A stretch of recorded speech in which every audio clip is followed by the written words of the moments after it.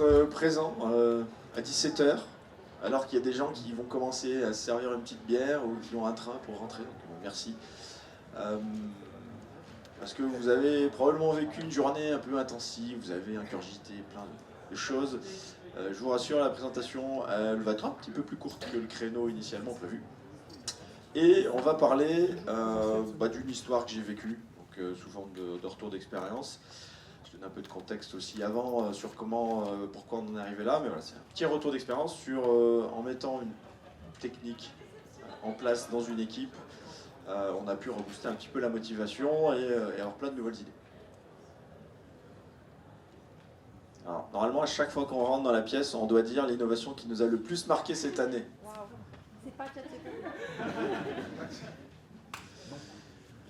Donc très rapidement, moi c'est Pierrick Boyer.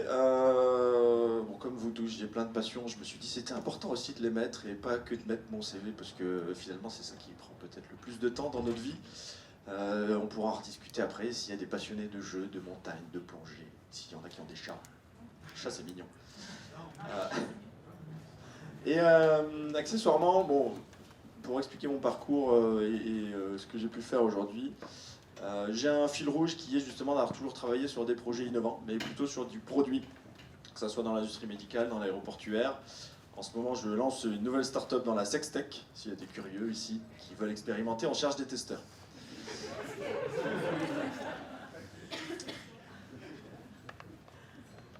Et avant de rentrer dans le vif du sujet, oui pour de vrai, j'ai entendu. Donc un petit remerciement des sponsors, sans qui on ne pourrait pas proposer un événement de cette qualité-là. Évidemment, un gros remerciement à vous aussi, parce que c'est quand même grâce à vous qu'on fait cet événement, et pour vous. Bon, vous l'avez vu toute la journée, donc je passe rapidement. Et pour vous maintenir un petit peu en haleine, de temps en temps, je vais vous impliquer, vous poser des questions. Donc quand vous aurez une slide orange comme celle-ci, c'est une question pour vous. Donc, selon vous, qu'est-ce qui motive les individus dans une équipe ou l'équipe dans une entreprise, etc. Qu'est-ce qui vous motive? Le challenge. Une vision partagée. Vision partagée. Le sens. Du sens, des objectifs. L'utilité. Un gros salaire. Ok. L'impact sociétal. Ok. On va voir éventuellement comment on a pu, à travers ce que j'ai vécu dans l'histoire que je vais vous raconter, on a pu peut-être répondre à ces besoins, à ces choses qui motivent les individus. Rapidement, alors je déteste théoriser, c'est pas mon fort, et on pourrait le faire pendant des heures sur l'innovation. Il y a plein de littérature, il y a plein de box. Mon but là, c'est très succinctement de remettre dans le contexte, en fait, de ce que je vais présenter ensuite. Donc l'innovation, elle peut être caractérisée de différents types. Donc là, c'est vraiment une synthèse très grosse maille de ce qu'on peut retrouver dans la littérature. Elle peut être caractérisée d'incrémentale, d'adjacente, de rupture ou radicale.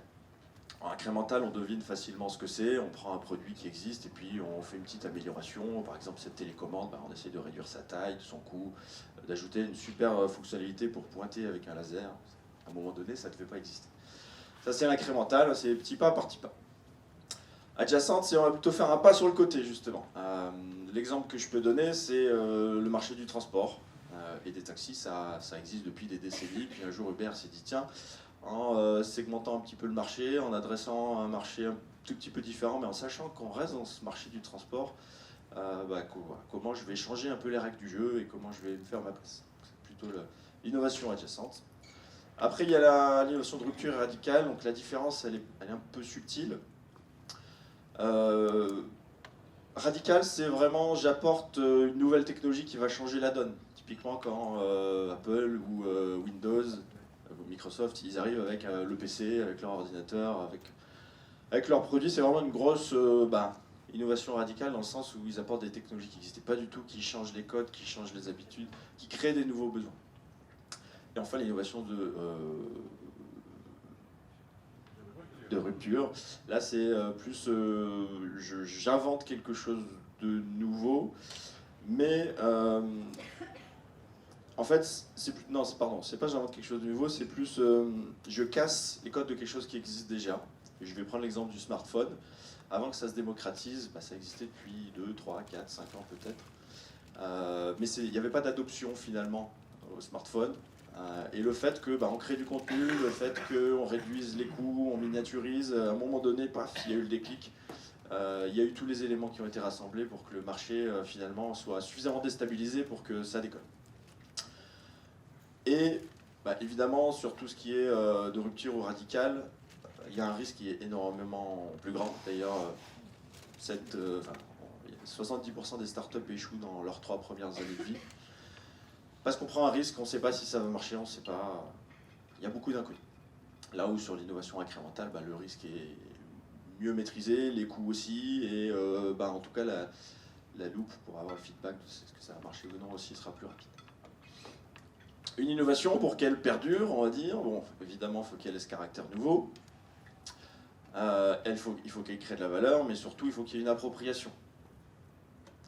Et là, je vais prendre l'exemple de ma propre startup. J'ai créé une startup qui a duré pendant 5 ans dans l'aéronautique, où on voulait automatiser la gestion des bagages. Le produit marchait, tout le monde nous disait c'est génial, mais en fait, on est arrivé beaucoup trop tôt sur le marché, ce qui fait qu'il n'y a pas eu cette adoption. Le marché n'était pas prêt, les clients n'étaient pas prêts à investir dans ce type de solution. Donc c'est un critère important. Et enfin, elle peut prendre différentes formes. De manière assez naturelle, je vais vous parler la plupart du temps d'innovation de produits, de nouvelles fonctionnalités, de nouveaux produits, mais voilà, il existe plein d'autres innovations possibles sur les procédés, sur la fabrication, sur le fait de créer un nouveau marché, sur les approvisionnements et sur l'organisation de travail. Et aujourd'hui, justement, c'est de ça qu'on va parler, c'est d'organisation de travail. Donc, je vais vous expliquer ce qu'on a pu faire lors de cette expérience que j'ai pu vivre. Et on va essayer de voir en quoi elle avait un caractère nouveau, en quoi elle a créé de la valeur et est-ce qu'elle a été vraiment adoptée par l'organisation. Et pour résumer cette partie théorique, puis après je passe plus à l'histoire, pour moi l'innovation c'est challenger le statu quo. Voilà, casser les codes, apporter des choses nouvelles et pas juste se contenter de ce qu'on a. Donc apporter de nouvelles solutions à des problèmes qu'on connaît ou parfois qu'on ne connaît même pas. Mais voilà, c'est pas faire du surplace. Selon vous, qui doit introduire une innovation? Tout le monde. Il y a des gens qui ne sont pas d'accord avec ça? Tout le monde. Ok. Je suis plutôt d'accord. Et donc, petit disclaimer. Aujourd'hui, je suis là en utilisant le code Quantum, qui est la société dans laquelle je travaille. Je ne suis pas là pour représenter Quantum, et il m'autorise à l'utiliser. Et je ne suis pas là pour parler de Quantum. Et je vais parler justement d'une expérience que j'ai vécue il y a 7 ans à peu près. Ça remonte un peu. J'en ai pas parlé avant parce que j'étais à fond dans ma start-up et j'étais un peu en mode en autarcie à bosser sur mon sujet. Et puis il n'y a pas longtemps, il y a une amie qui m'a dit mais ton truc c'est génial, il faut que tu en parles. Donc je me suis dit allez, on va agir, Grenoble en parle. Donc le contexte c'est que je travaille dans un grand groupe pharmaceutique international, il y a presque 300 000 personnes, ils sont un peu de partout dans le monde. Plus précisément, on est dans une filiale française qui fabrique des dispositifs médicaux. Et donc, du fait de la taille de l'entreprise, de son origine, de son histoire et des produits qu'elle fabrique, c'est très hiérarchique, c'est très organisé, découpé. Il y a beaucoup de process liés au contexte réglementaire. L'agilité, au moment où j'étais embauché chez eux, il ne fallait surtout pas en parler. C'était un gros mot parce que nous, on fait du médical, on est sérieux les gars. Vos post-it, ça ne va pas. Donc beaucoup de préjugés aussi à casser. Et donc dans cette entité, moi je gérais un petit département d'une vingtaine de personnes qui étaient découpées en 3 équipes. La première équipe qui développait des middleware, la deuxième qui développait des logiciels pour faire la gestion des appareils, des dispositifs médicaux, maintenance ou upgrade à distance, ce genre de choses. Et la dernière qui faisait plus ce qui est viscéral. Je vous raconte tout ça un peu pour comprendre le contexte. Et un jour, dans cette première équipe côté middleware, j'ai un ingénieur qui vient et qui me dit hey, Pierrick, c'est quand même dommage parce qu'on est toujours en mode de on produit, on est efficace. Mais en fait, on prend jamais le temps de prendre du recul, d'essayer d'apprendre des nouvelles choses, de tester. Et pourquoi on ne ferait pas des trucs un peu à la Google où on se prend une journée par semaine et on teste des choses et puis si ça part à la poubelle, c'est pas grave. Moi, à ce moment-là, je suis le manager de l'équipe, je veux de la productivité. À votre avis, comment j'accueille cette chose-là? Bon, moi je l'accueille bien en réalité. Je vais vous dire ce qu'on en a fait de son idée. Mais déjà, pour vous, à votre avis, dans quel terreau on a dû mettre en place? Qu'est-ce qui a fait que cette personne se sente légitime pour poser ce type de questions à un manager qui veut de la productivité? La sécurité, l'écoute, j'ai entendu de la confiance, l'esprit d'équipe. Bah, effectivement, bon, on peut résumer là.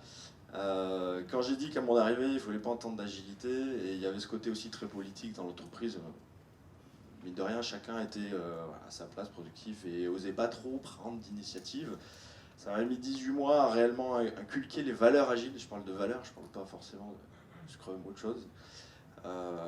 Et peut-être encore 18 mois de plus à vraiment être un peu au summum de ce que j'aime dans une équipe, à travers ces valeurs-là. Et donc ces valeurs-là, oui, c'est l'écoute, c'est la confiance, c'est le sentiment de sécurité, et donc indirectement c'est la prise de risque, la prise d'initiative, et pas avoir peur d'échouer. Et donc moi, je réfléchis même pas trop. Je lui dis, écoute, ton idée me plaît. Par contre, j'ai un problème, c'est que vis-à-vis du management, je vais pas être capable de leur vendre ça, je sais que ça va être net. Donc il faut trouver un moyen qu'on le fasse ensemble, mais de manière un peu cachée. Donc ce que j'appelle l'aventure intérieure. C'était la décision qu'on a prise, c'est on va le faire. On va définir une forme qui permette de le faire, mais sans que ça se voit trop de l'extérieur. Vous allez me dire, c'est dommage, mais ça permet au moins de commencer quelque chose. Et donc on a fait une première itération où on l'a fait sur une équipe, l'équipe de la personne qui est venue me voir avec son idée. On s'est dit, alors on va pas faire une journée par semaine pour commencer, ça fait peut-être un peu trop, donc on a fait une journée par sprint, sachant que c'était des sprints de 2 semaines. Et on s'est dit, on va commencer finalement ces journées-là, un peu comme dans un forum ouvert. Qui a déjà fait un forum ouvert ici? C'est bien. Pour les autres, il faut en faire un. Si vous êtes disponible demain et qu'il reste des places, je crois qu'il reste des places, allez-y.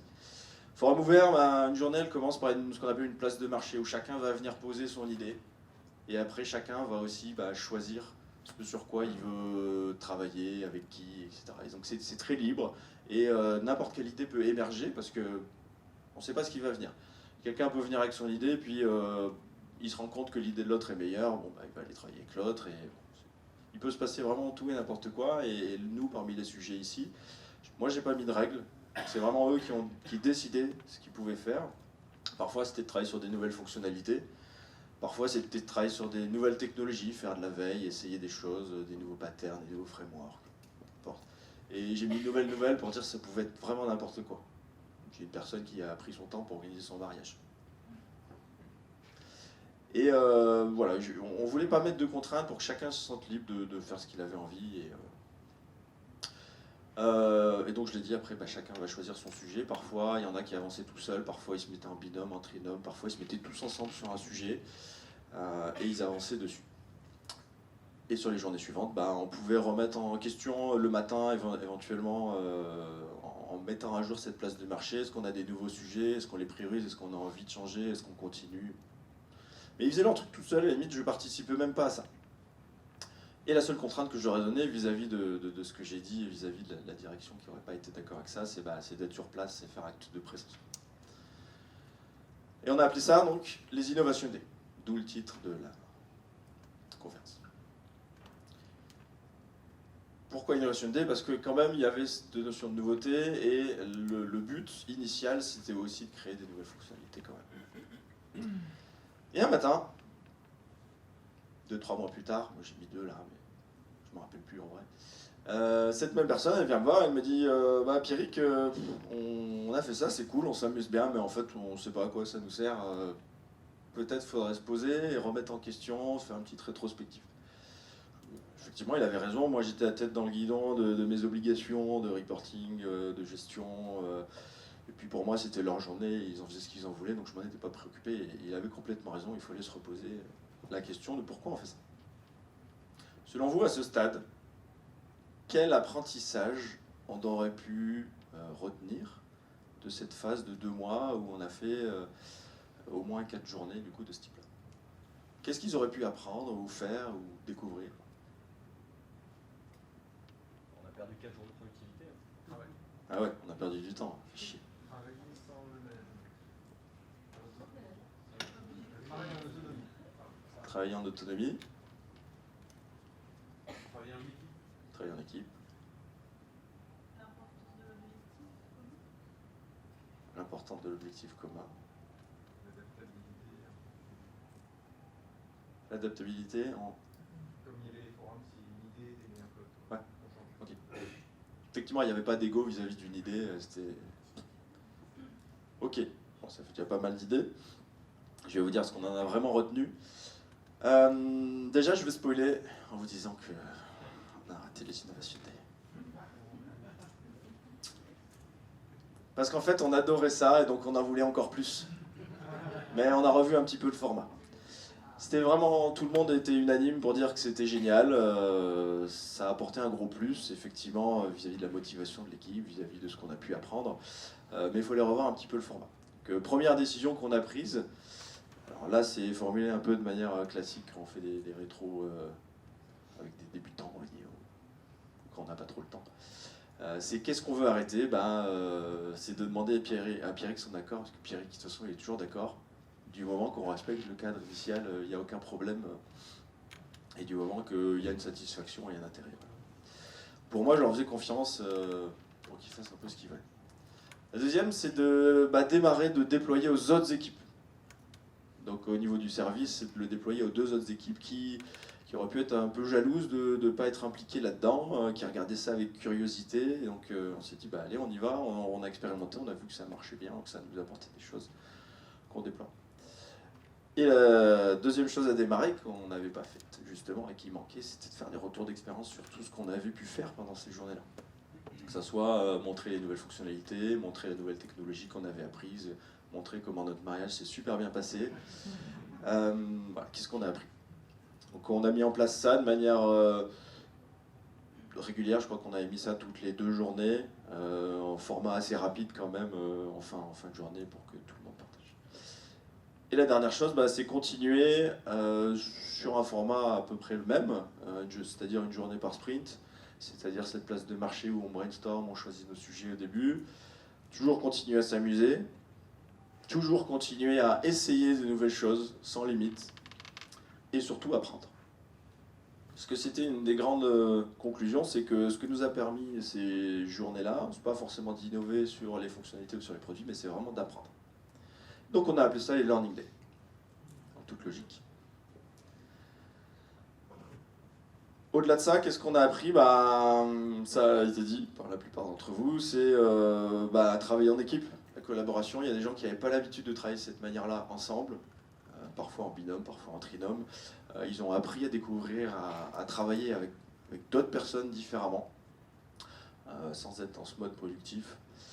La formation, puisque ils ont beaucoup expérimenté des patterns, des nouvelles technologies, des manières de faire. C'est principalement ça d'ailleurs qui a été retenu. Si vous me posiez la question de... j'ai déjà eu cette question en discutant. Qu'est-ce qui est parti en prod derrière? Effectivement, au niveau fonctionnalité, il n'y a rien. Mais par contre, au niveau technique, il y a des patterns qu'ils ont appris grâce à ces journées-là qui derrière, ils ont mis dans les produits et qui leur a permis d'avoir une meilleure architecture ou quelque chose, un code plus lisible, etc. La créativité, parce que à partir du moment où il n'y avait pas la contrainte d'avoir à livrer le soir, d'avoir un truc parfait qui marche, sans bug, bien documenté, etc. Il n'y avait pas de contrainte, tout pouvait partir à la poubelle. Et ça a libéré quelque chose qui fait qu'il y avait une ébullition phénoménale. Il y avait beaucoup d'interactions entre eux et donc de la créativité. Et tout ça, c'est ce qui a permis d'augmenter beaucoup la motivation.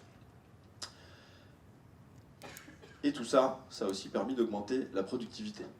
C'est bizarre quand même parce qu'on a travaillé moins et on a augmenté la productivité. En enlevant 10% du temps des gens, la vélocité a augmenté.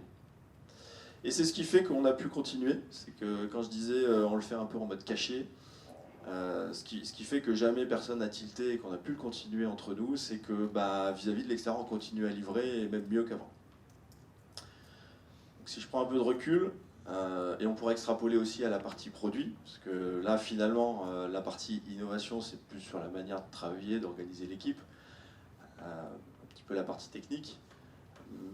les différentes étapes qui nous ont mené à ça, c'est quoi? Ça a été, bon, on a eu une idée, on l'a explorée, on l'a trouvée bonne, donc on a défini un petit cadre pour la mettre en place. On a défini une phase de test aussi. Peut-être ce qu'on n'avait pas défini suffisamment tôt, c'est de se dire à un moment donné, cette phase de test, il va falloir mesurer si c'était bien, pas bien, ce que ça nous a apporté. Bon, c'est venu un peu sur le tard, mais on l'a fait à travers notre rétrospective. Et derrière, un déploiement plus large, et puis après, on pourra itérer finalement à l'infini en se disant, après ce déploiement plus large, c'est quoi l'étape suivante? Qu'est-ce qui a bien marché? Bien marché. Raisonnement assez classique d'une équipe agile, mais appliqué à un domaine différent. Et finalement, c'est aussi ce qu'on applique dans l'innovation produit en allant tester le marché, essayer de récolter un maximum de feedback des utilisateurs, adapter notre produit, pivoter si besoin, etc.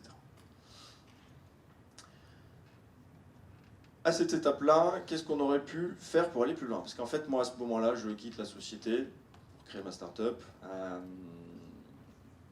Et je me suis posé la question, pour accompagner l'équipe, qu'est-ce qu'on aurait pu faire de plus, de mieux? Pour moi, on aurait pu l'institutionnaliser dans l'entreprise. C'est-à-dire qu'aujourd'hui, encore une fois, c'était en mode caché. Et j'aurais trouvé intéressant d'aller vendre le concept au management pour que ça soit une bonne fois pour toutes entériné que c'est comme ça qu'on travaille. C'est ce qu'on permet aux équipes de faire. Et c'est OK, il n'y a pas de problème, et quelque part, ça le protège. Je dis ça le protège parce qu'en fait, moi, quand je suis parti, ils ont arrêté le lendemain. Le nouveau manager, il a dit, qu'est-ce que c'est ce délire, les gars? On va produire plus, on va rajouter une journée par sprint, vous allez voir. La moitié de l'équipe est partie. Et donc, voilà, en l'institutionnalisant, pour moi, ça aurait été un moyen de le protéger, et en mieux montrant au reste du monde ce qu'on faisait, à travers des pires tours d'expérience. Les grands chefs, ils auraient aimé avoir des KPI. On aurait pu en inventer. La deuxième, ça aurait été de se dire aussi, ok, là on l'a fait sur un service de développement logiciel, mais pourquoi on ne le déploierait pas à toute l'entreprise, à la production, au RH, au marketing? Et ça aurait pu permettre peut-être même encore plus d'émulation, encore plus d'idées, de mélanger les gens ensemble, parce que ok, chaque service aurait pu le faire entre eux, entre lui, mais si on mélange tout le monde, je pense que ça aurait pu permettre des vraies innovations pour l'entreprise, plus visibles qu'un petit bout de code. Peut-être ça aurait même pu aboutir à des idées de nouveaux produits, un peu comme on le voit dans les Startup Weekend, où on arrive avec une équipe pluridisciplinaire, on passe 2 jours à bosser, et puis à la fin on peut avoir des belles surprises. Mais pour ça, je pense qu'il faut mélanger les gens, il faut se donner du temps, et en mélangeant les gens, selon les contraintes, il faut aussi se dire que peut-être tout le monde ne peut pas louer une journée toutes les 2 semaines, donc on peut revoir le format, ça pourrait être 2 jours par trimestre, il y en a qui font 1 semaine par an, etc. Mais je pense qu'il y a quelque chose à faire et à réfléchir selon le contexte de chacun. Et peut-être aussi, on aurait pu se poser la question, pourquoi pas aller plus loin en poussant le bouchon, à se dire on fait une journée par semaine.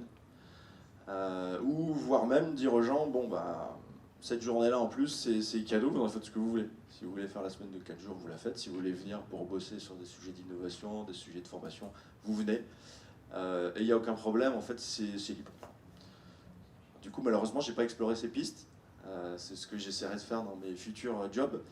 Je trouve que ça fait aussi un petit peu écho pour ceux qui étaient dans la conférence d'Alban sur la semaine de 4 jours, en se disant, en laissant du temps libre aux gens d'explorer, de faire ce qu'ils veulent, que ce soit pour eux ou même pas pour eux dans notre cas, ça n'impacte pas la productivité de l'entreprise, et au contraire, comme on a des gens qui sont motivés, qui sont impliqués, qui sont heureux d'être là, tout le monde y est gagnant. Et donc avant de terminer, je voudrais faire un petit call to action. Je vais vous demander de vous mettre par binôme, ou à 3 si vous préférez les plans à 3.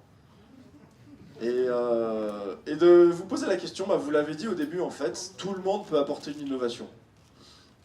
Donc posez-vous la question ensemble, qu'est-ce que vous auriez envie de mettre en place concrètement dès demain? Peut-être c'est dans un coin de votre tête depuis longtemps, mais vous n'osez pas. Vous n'osez pas prendre l'initiative, vous vous dites que j'ai pas la légitimité, j'ai pas ce qu'il me faut comme moyen. Vous voyez que finalement, en faisant des trucs comme j'ai fait, on peut faire n'importe quoi. Donc allez-y, je vous laisse 5 minutes. Après, ceux qui veulent partager, on partagera.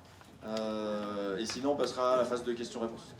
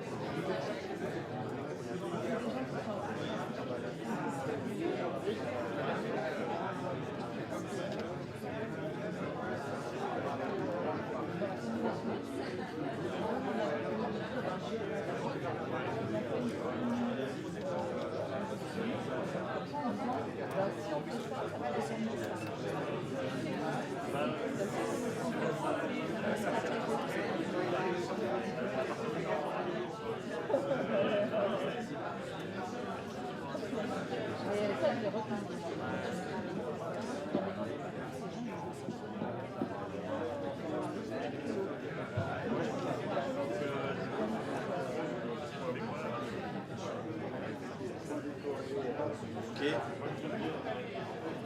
Je vois que ça bouillonne d'idées. Merci de vous être prêté au jeu. On pourrait continuer la discussion après si vous voulez. Est-ce qu'il y en a des gens qui ont envie de partager là sur ce qu'ils se sont dit, sur une idée qu'ils ont envie de mettre en place, qu'ils ont envie de tester?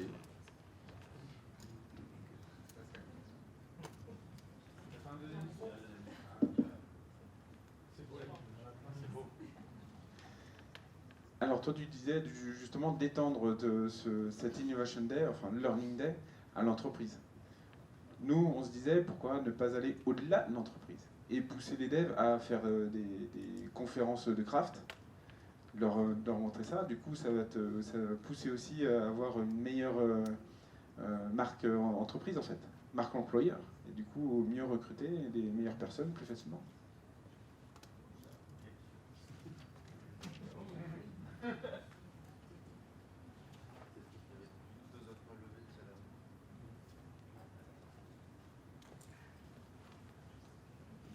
Alors, de côté, moi, je travaille chez Volvo et on avait déjà une idée comme ça de mettre en place un Innovation Hub. Le problème, c'est de le formaliser. Ce que tu disais tout à l'heure, c'est de le faire en cachette. Il ne faut pas que ça se voit parce que forcément, peu importe ce qu'on t'a dit en termes de temps, c'est dur de se projeter sur un retour sur investissement ou de dire ce que ça peut apporter.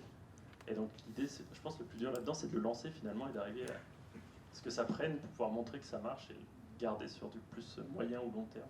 Et c'est ça le gros challenge aujourd'hui. Bah, c'est vrai que dans la boîte où je bosse aujourd'hui, c'est une idée qui a émergé il y a 6 mois, mais en fait, le fait que ça discute trop dans les sphères, même si sur le principe, eux, ils sont convaincus, contrairement à là où j'étais avant, ça bouge pas. Et donc, s'il n'y a pas quelqu'un qui, à un moment donné, met le pied dedans, ça va mettre encore des mois à bouger. Bah, du coup, au-delà de ceux qui veulent partager, s'il y a des questions de manière plus générale. Justement, je voulais revenir sur ce sujet-là. Ouais. Moi, je pense pas que ça Ouais, ça parfait. Comment tu l'aurais vendu en fait, du coup, au management si tu sortais des volets de Londres, du coup, et tu disais, en fait, ça fait 4 itérations que on a pris la liberté de prendre un jour de propre sur les itérations. Comment tu l'aurais vendu? C'est une très bonne question, je ne sais pas. Effectivement, je pense que ce que j'aurais essayé de mettre en avant, c'est qu'on on a pris une initiative dans un temps limité, qu'elle a apporté des bons résultats. Effectivement, si elle n'avait pas apporté des bons résultats, peut-être qu'on l'aurait mis sous le tapis et puis on serait passé à autre chose. Mais à partir du moment où on avait des bons résultats, j'aurais essayé de mettre en avant le côté formation, le côté travail en équipe, puis tout ce qu'on a vu finalement qui a été bénéfique et le côté motivation sans impacter les deadlines, les projets, la productivité. Non, ce qui aurait été compliqué, c'était d'avoir, j'allais dire, des vrais KPI. À part la vélocité de l'équipe, bon, il n'y avait pas grand-chose.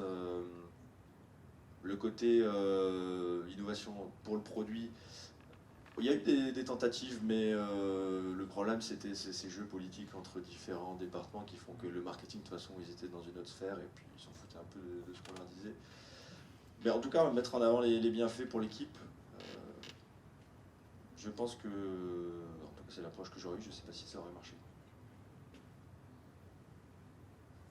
Est-ce qu'entre les Innoplay ou les Learning Day, ils retravaillent sur le sujet d'avant, ou c'était vraiment un sujet par jour, et du coup, si c'était que en un jour, vous avez vraiment le temps d'aller assez loin pour que ce soit utile? Il n'y avait pas de contrainte là-dessus, c'était vraiment dépendant du sujet. Et ils faisaient comme ils voulaient. Si eux, ils estimaient qu'ils avaient atteint le bout du sujet, ils pouvaient arrêter. Si vous voulaient aller plus loin, ils y allaient. Des fois, ils n'étaient pas allés au bout, mais d'eux-mêmes, ils se disaient, bon, ça ne sert plus à rien qu'on y aille, ou on a un truc plus intéressant. Et des fois, c'était même une demi-journée, des fois, ça pouvait être 3-4 jours. Dans la première rétro, il y avait l'étendre à d'autres équipes, c'est ça? Oui. Pourquoi ils ont eu envie de ça? Eux, ils se sont dit, c'est dommage de ne pas en faire profiter les autres. D'accord, donc c'était uniquement ça, c'était pas pour faire des learning day communs avec d'autres équipes, ou il y avait ça aussi? Si, par contre, les 3 équipes le faisaient ensemble. D'accord. Ça a permis de mélanger. Donc, c'était le même département, mais c'est vrai qu'ils n'avaient pas forcément l'habitude de travailler opérationnellement tous les jours ensemble. Ok, ils se connaissaient, mais voilà. Et c'est vrai que ça, c'est peut-être quelque chose dont il faudrait que je parle un peu mieux, mais le fait de le faire avec les 3 équipes ensemble,